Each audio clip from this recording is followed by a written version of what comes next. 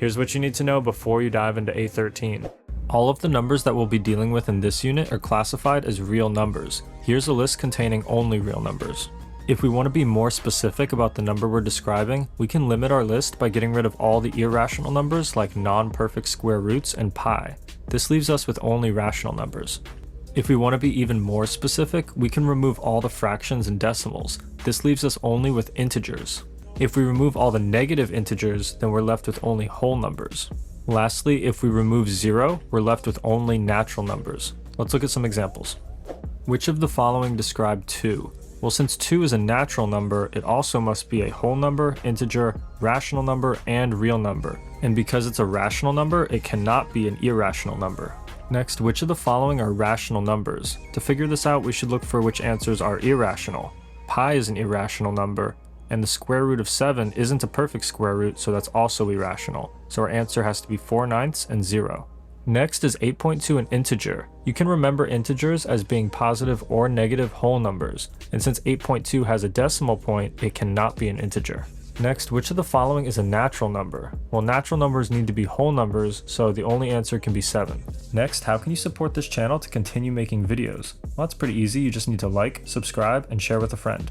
Next, which of the following describe the square root of 5? Well, since 5 isn't a perfect square root, it's an irrational number. And since it's not a rational number, it can't be a whole number or a natural number either. Is pi a whole number? No.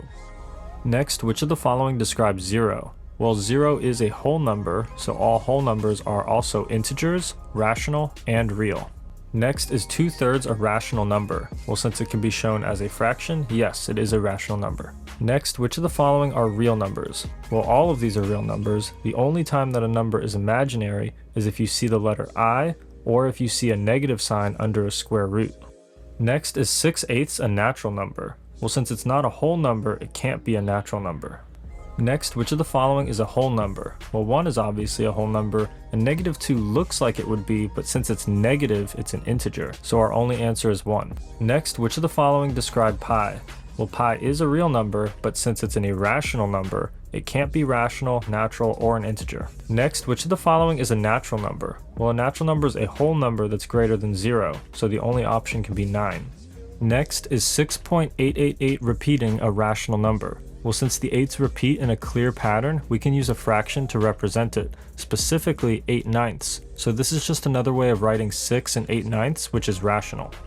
Next, which of the following describes 7.24 repeating? Well, it is a real number, and since the 24 repeats in a clear pattern, it cannot be an irrational number. Although it's a rational number, the fact that it has a decimal disqualifies it from counting as an integer or a natural number, so the only answer is real number.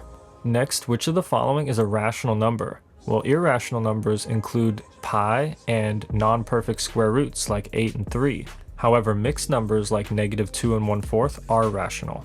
Next is 4.36 a rational number. Well, since the 3/6 repeats forever in a clean, predictable pattern, yes, it is a rational number. That's all I've got for this lesson, but if you want to see more videos just like this, you should check out the Algebra 1 IXL playlist right here.